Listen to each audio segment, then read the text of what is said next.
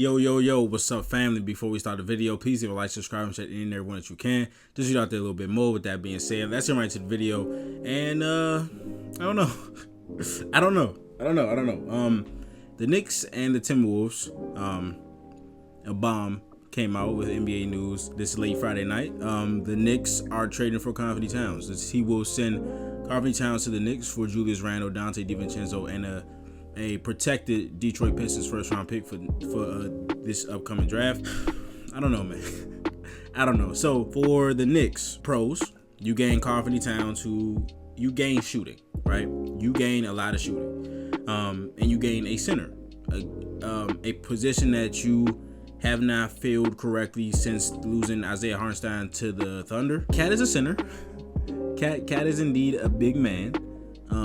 Pause if needed. Hartenstein is a guy that could shoot those floaters, could shoot in that mid-range area. You know what I'm saying? He's a solid passer, a really solid rebounder, a solid defender. Hartenstein is a better defender than Cat, I would say.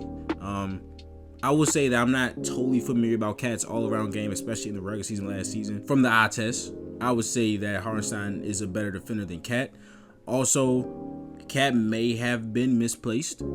Cat was never this like all-world defender, but I do remember Cat being a better defender at the 5, like earlier in his career. So maybe him playing the 5 because Tom Thibodeau, he used to coach Cat, right? So even though like the first thing I thought was like, yeah, Cat's not a Tibbs type of guy. That's like a really hard-nosed, dirty work type of guy. Tibbs had him before in Minnesota, so maybe Tibbs saw something that he likes in Cat. I don't know if the Knicks would do this deal without, talking to Tibbs, because he's the one that's the coach of the team. Maybe I'm overestimating how much say a coach has. Knicks have Cat, Mitchell Robinson as their centers and shit. And then you got Brunson, Bridges. You lose Dante DiVincenzo. That is probably I think that might be more hurt than you losing Randle, because with the ascension of Jalen Brunson, you don't absolutely need the scoring of Julius Randle, especially in the playoffs where he's been a sinker so far in his career. Cat has also been a sinker so far in his career, but I think the Knicks like basically playing 5 out is something that could really be effective. That lineup could probably be what Brunson, McHale at the 2, OG, Hart at the 4, and Cat. That's not a bad fucking that ain't a bad lineup. That is not a bad lineup at all. So now their bench is Deuce McBride. I feel like that's why they were comfortable trading Dante DiVincenzo, because Deuce showed that he can contribute in the playoffs. We'll see how that goes. I wouldn't expect him to like really step into that role fully. That could take some time, you know what I'm saying? They also signed Landry Shamet, who could be a 3 and D guard. I don't remember last time I seen Shamet play, so I don't know. There is a slight chance at the moment. I like this more for the T-Wolves than I do for the Knicks.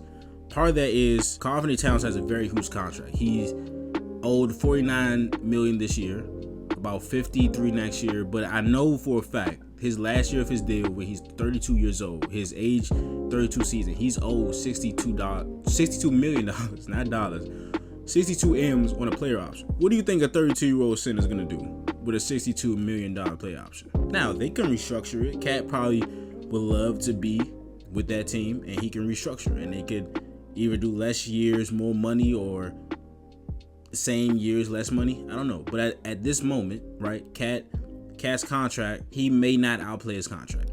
And maybe with the talent that the Knicks have, especially in their starting 5, they don't need him to outplay his contract. It would be lovely, but with Brunson, Bridges, you add you add Bridges, you know what I'm saying? You have Mitchell Robinson off the bench, who is a good center. He's a good starting center, but he can't stay healthy a lot of times. But if you bring him off the bench, now he becomes one of the best off the bench bigs in the NBA. Again, he just has to stay healthy, which isn't. It is a task for somebody like Mitch Robinson. But who's on that bench? Who's on that bench? You got Deuce, Achua, Mitch Rob. They might need some scoring off the bench. I haven't looked at NBA rosters in so long. They drafted Pacoum Dadier 25th. He probably won't be ready. Tyler Kolek is a guy that can run pick and rolls, that can run a sec unit from day one. He won't do much scoring though. So the Knicks might need scoring their second unit, even though Tibbs staggers a lot, especially in the playoffs. Like, they won't need 9 guys in the playoffs. So cons for the Knicks: Cat's contract, of course, losing Dante, which I think was a really big part of that team. He showed that he can perform in the playoffs, hit huge shots, have huge games. Defense. Now, again, Cat has been misplaced defensively ever since the T-Wolves traded for Rudy Gobert. So maybe he becomes a better defender where he's not moving around as much, because playing a power forward, like, you're guarding KD, you're guarding Tatum, you're guarding people like that, right? Even though the T-Wolves were a great defensive team, you have OG, you have Mikal Bridges, you have Josh Hart, right? Sort of a similar situation to Anthony Edwards and Jaden McDaniels and Alexander Walker, but again, he's not guarding power forwards now. He will probably be guarding the centers on the opposing team. Now, so many centers can stretch the floor, but are they moving around as much as like a KD or a Tatum? No. So maybe since the matchups get less difficult for Cat at the 5, he by default becomes a better defender for the Knicks. What I like about the T-Wolves deal is Randall's contract compared to Cat's contract. Randall is owed $29 million for this year. Next year he has a player option. It's about 30 M's. He might take that, but still, you get Dante DiVincenzo. The only motherfucker on that bench that was worth something. Well, I still like Alexander Walker. Kyle Anderson had his time, but the only consistent threat on that bench was Naz Reid, right? Alexander Walker had a tough stretch shooting the ball in the playoffs. Kyle Anderson is going to have his struggles on the offensive side of the ball. And when you're Anthony Edwards and you're an opposing team playing Anthony Edwards, if you have Rudy Gobert on the floor with Kyle Anderson, a struggling Karl Towns, and Nickeil Alexander-Walker, who can't hit a fucking 3, what does that do for Anthony Edwards? Now, the flip side saying that, you do lose a lot of spacing, right? You got Julius Randle and Rudy Gobert as the 2 people in your front court, right? Jaden McDaniels is also not this elite shooter. Like, he can shoot, he's not an elite shooter. Conley is, so that's good. Dante DiVincenzo is. So starting 5 is most likely going to be Conley, Anthony Edwards, Jaden McDaniels, Randle, and Rudy. I feel like Randle is more equipped to guard power forwards than Karl Towns is. Again, the shooting is a huge thing. I remember a couple years ago where Anthony Edwards was like, I can't drive anywhere because I think Cat was hurt, and it's just, I don't know. But yeah, they lose spacing on the front line. Get spacing with Dante. Their bench, Rob Dillingham, Dante DiVincenzo, Nickeil Alexander-Walker, Naz Reid. If Terrence Shannon can give you some scoring. So yeah, I like their bench. They get, man.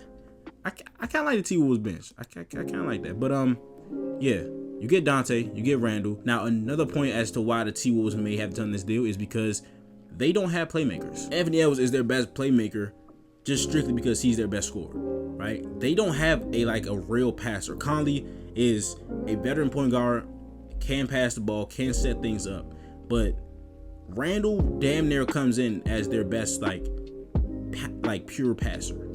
Like, it's close between him and Conley. As good as Anthony Edwards is, he's not there yet with the passing. Like, if he gets double teamed, he still needs to make strides in becoming a better passer in those situations. Because I remember in the Celtics game when we played them in Boston, down the stretch, we double teamed Ant and he turned the ball over a couple times, got us some really clutch shots. And then in the playoffs, again, he didn't have a lot of space in the playoffs with Cat struggling. Gobert can't shoot. Kyle Anderson can't really shoot. So it's like, but it was still effective to send 2 bodies at Anthony Edwards. Randall gives you a better playmaker, a more agile playmaker. Cat is, I think Cat is a better pure passer, but I think Randall does more with the ball in his hands. So maybe they need some playmaking. You also get Dante DiVincenzo, of course, who I love in this trade. Does this impact the Celtics? No. Yeah, Cat can't guard anybody on our team. So it is what it is. And then you lose a major depth piece in Dante DiVincenzo. So I don't know. I will have more thoughts on this later. It's pretty fresh, you know what I'm saying? So it's a baffling trade. It's not like a perfect puzzle piece for either side, actually. So I don't know. But does this impact the Celtics? I don't think so. But it is a trade. It is news. NBA is on fire right now.